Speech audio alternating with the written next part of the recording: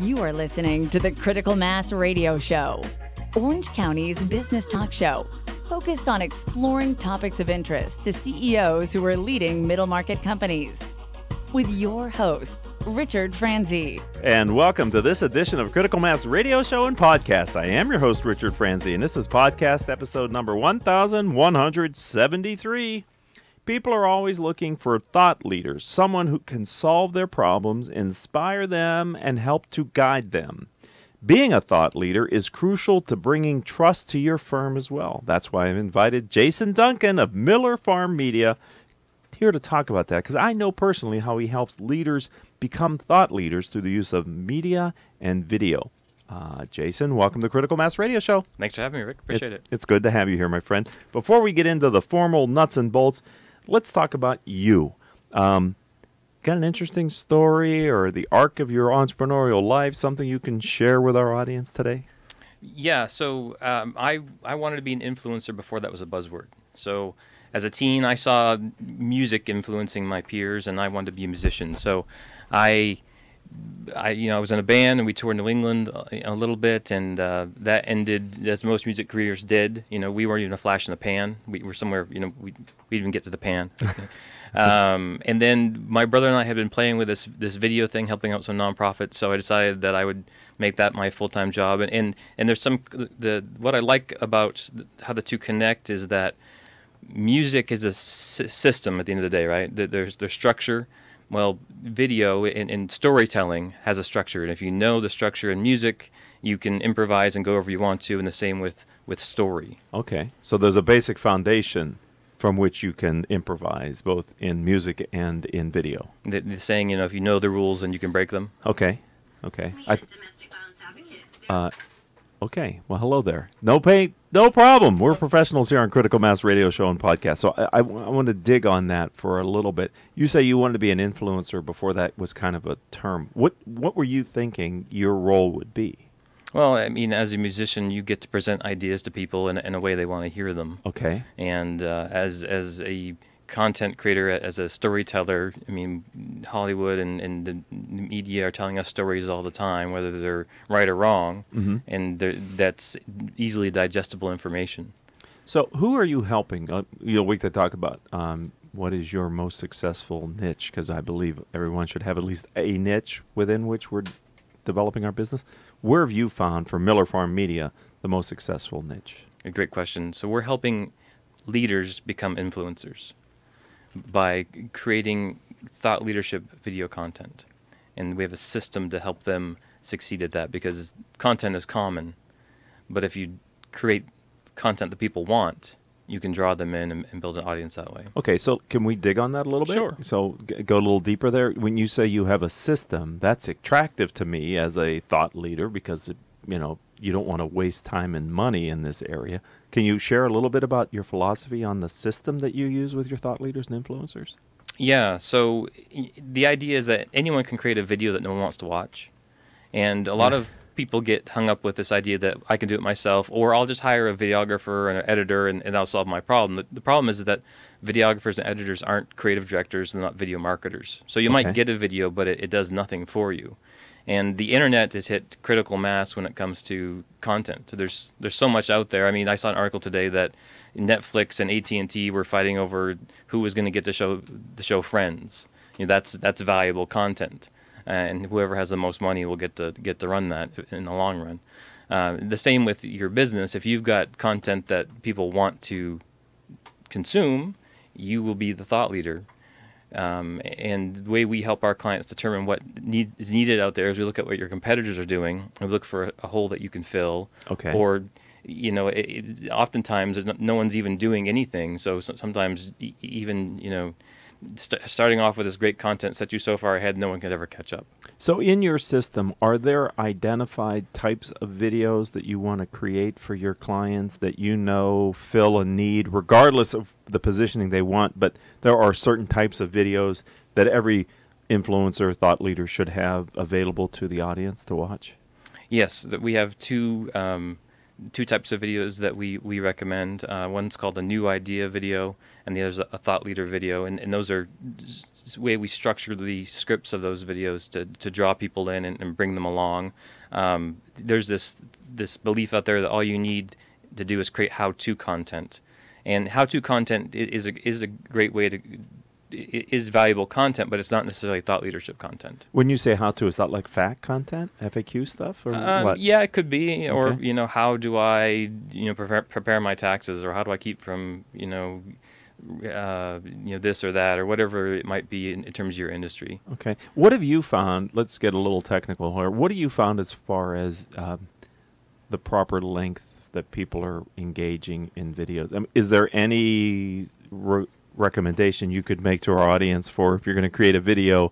Here's kind of a do this, don't do that as far as length goes? Yeah, so it depends on the platform. A few years ago, it was all, 2-3 minutes was the rule. Now, if you're on YouTube likes 7 to 14-minute videos. Those Really? perform the best. Yeah, Longer than? longer videos. Yeah. Wow. When you say YouTube likes, what do you mean? YouTube finds that those videos work best on its platform. Okay. Facebook, it seems to be the minute-ish, 2 minutes, depending on how dedicated your audience is.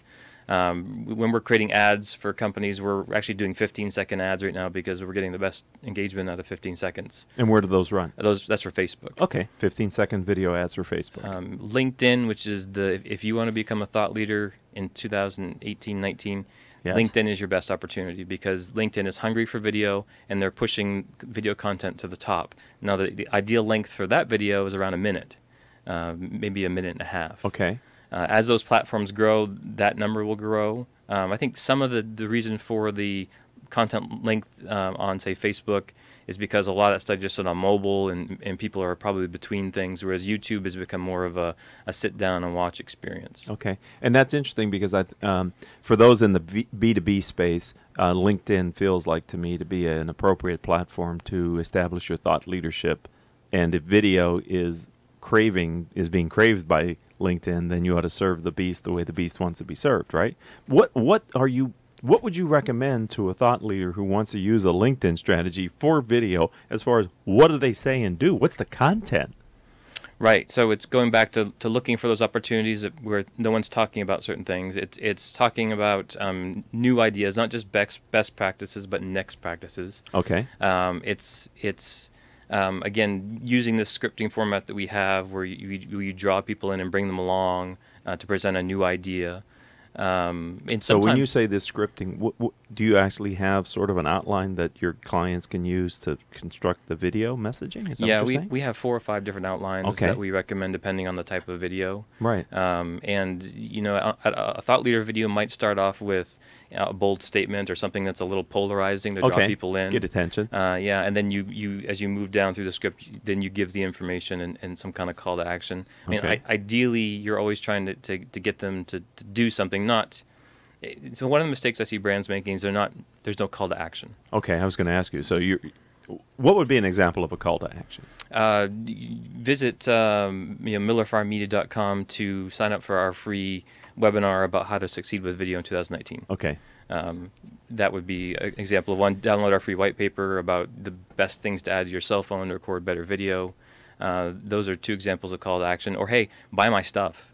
Typically what we do is we have those softer calls to action with our videos online.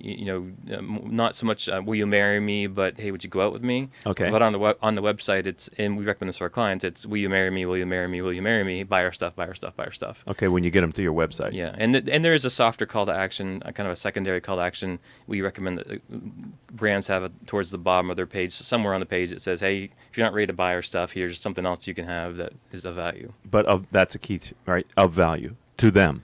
To them. It's got to really, and it has to be valuable when they spend the time to consume it. Yeah. You can't just have a pretty cover. No, it really needs to be something that's going to make them feel that you are a thought leader in their eyes. How do you advise your clients when they want to use humor?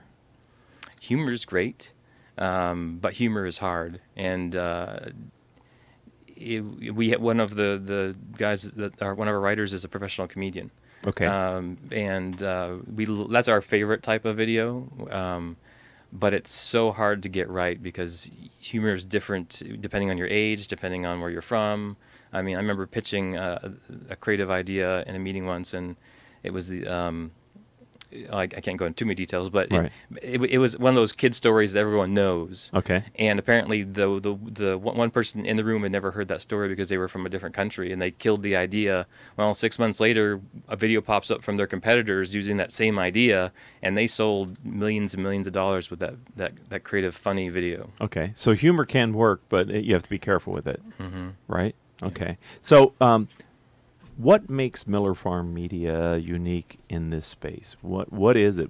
I think we've been touching on some of the ways that you help your clients, but I want you to articulate that as an answer to a specific question. What makes you different? Well, I talked about it before. It's that idea that we understand not just how to make a pretty picture, but the marketing of that video. So we're creative directors and video marketers, which we've got editors and we've got videographers, but that's only a piece of the puzzle. We want all of our clients to focus on growth when it comes to their videos. How is that investment going to grow their business? If it's not going to grow their business, is it really something they want to bother with? Well, how can they not, though? I mean, it feels to me that video is becoming the required way to reach your audience because people are so much more preferring to consume content that is video based. And if you don't have even an offering for them to select, you may never get seen. I mean, that's what it feels like to me anymore. It's sort of the adopted way to get information is to find a video that you can watch. Yeah, but there's so much out there that's hard to find. Okay. So you've got to be constantly putting yourself in front of the right people with the right information, and that's not easy to do. I mean, right, but if you don't even have the video, you're not even going to get up to bat. Right? You're not even going to get found. I'm going to read your white paper, or I'm going to watch the 7-minute version of it. I think I'll just watch the 7-minute version of it. It does help, yes. Right? Yeah. So, regardless of the size of the company, if you want to be a thought leader, or if you want to brand your company in a memorable way, it feels like to me you've got to have some video strategy inside your marketing budget. It's got to be a strategy. It just can't be we're going to make videos. It's got to be a strategy. That's where the difference is. And that sounds like what we started to talk about with you because you have a process. Right. That works across a lot of different type of influencers. Yeah. But the idea is you're trying to demonstrate your thought leadership. And that works on both B2B and B2C, right? It does. So individuals and brands both can benefit from that. Right. I think of the relationship of Elon Musk to the companies that he has started. I think of how Steve Jobs had a personal brand that was separate to Apple, but yet the two of them worked together. In my opinion, I think small companies, the middle market companies, can do the same thing, where the leader has a brand that halos or leverages the company's brand, but is separate and distinct from it. Right? Mm. Do you agree? I totally agree, yeah. And aren't videos the way to demonstrate that differentiation? They're the perfect way to do that because it's the way people want to get that information. Right. Is that across all demographics? Are you seeing in your research that a baby boomer, just like a Gen Z, Gen X, the video is the preferred consumption method for knowledge? Yeah, everybody wants to consume video. Okay. I mean, the boomers grew up with television. I mean, so they're used to it. There's no surprises there. And what's interesting enough is that sometimes boomers will watch video because it draws them closer to their children and their grandchildren. Oh, wow. Okay. So when you're sitting down with a client, let's pretend we're having a needs analysis with the audience right now. There's CEOs listening to us live on octalkradio.net or in the future as a podcast on iTunes or something.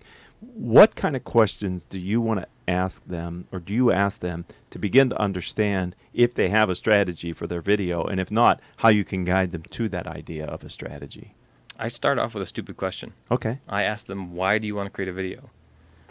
And that usually brings out whether this is for vanity purposes or if this is for something more than just the CEO told me to go get a video, or Amazon told us to make a video.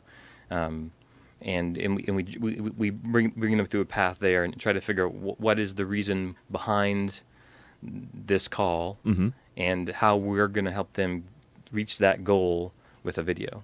So if they have an idea and it's a and it is, you can work with it. It gives you the foundation.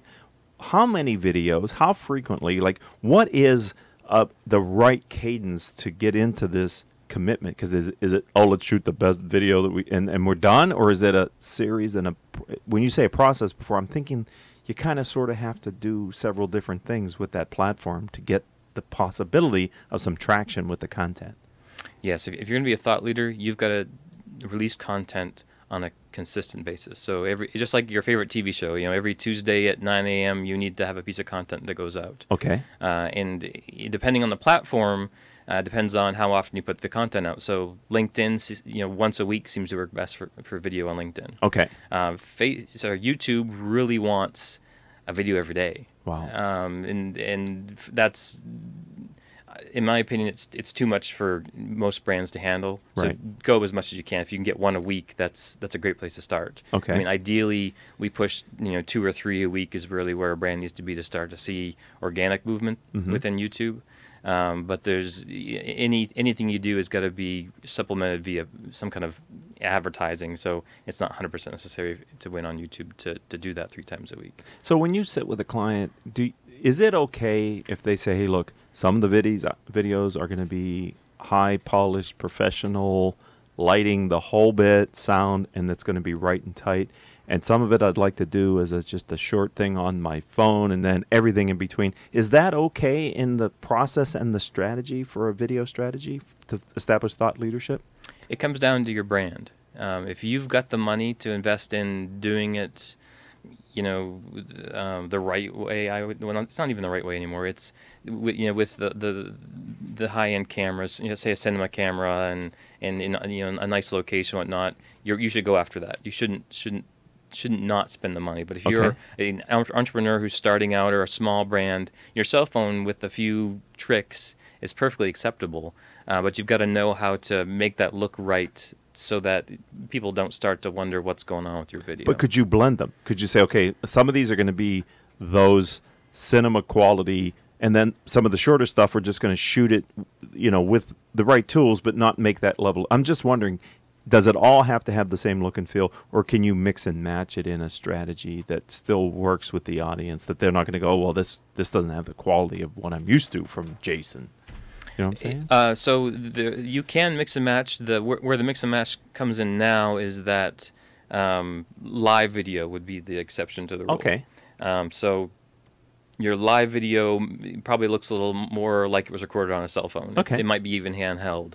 Whereas something that's more of a sit down, you want to make sure that you've got at least you're lit properly and the audio is good and the phone that you're using, if that's what you're doing, is locked down, so it's not searching for focus and all these other things. Wow. Are people more tolerant of bad video or bad audio when they're watching a video? Definitely more tolerant of bad video. If your audio is bad, they'll tune out very quickly. Okay. But there's no reason why you can't get good good video from a cell phone. They've gotten so good that with the proper strategy, there's a way to win with that.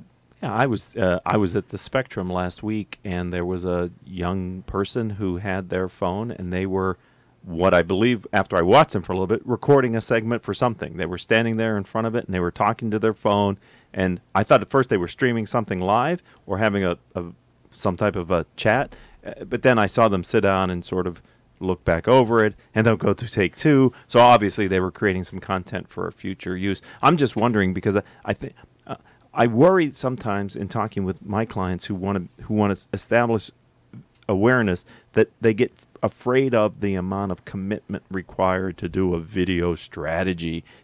Can you help those people out there who might be feeling that right now understand why it's not, well, it's a commitment, it's a reasonable commitment based on working with Miller Farm Media and your process? Yeah, so we've actually created a training course that we're launching in the next few weeks that teaches brands and thought leaders who were just starting out how to get those results with a cell phone. But it starts off by recording as much as you can in one day. So what we tell our clients is, over the next 4 weeks, write 4 scripts, write 1 a week. And then on the 4th week, sit down and record those 4 scripts. And we'll build you a system that, either you can edit it We actually recommend YouTube for editing, which sounds silly, but you upload the video to YouTube, make your edits, and you can pull it back down and send it wherever you want to. Wow. Okay. So you don't have to spend money on editing software.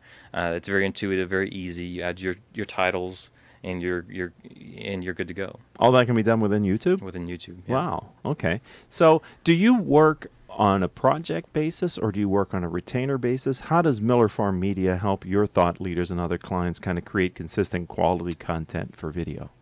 Yeah, so great question. That we actually have a few different ways that brands can engage with us. Okay. We have our training course, which is going to launch in a few weeks. Okay. We have hourly consulting that we do. And then we have some other smaller packages to help thought leaders work. We work nationwide, worldwide, really, with this online system that we have.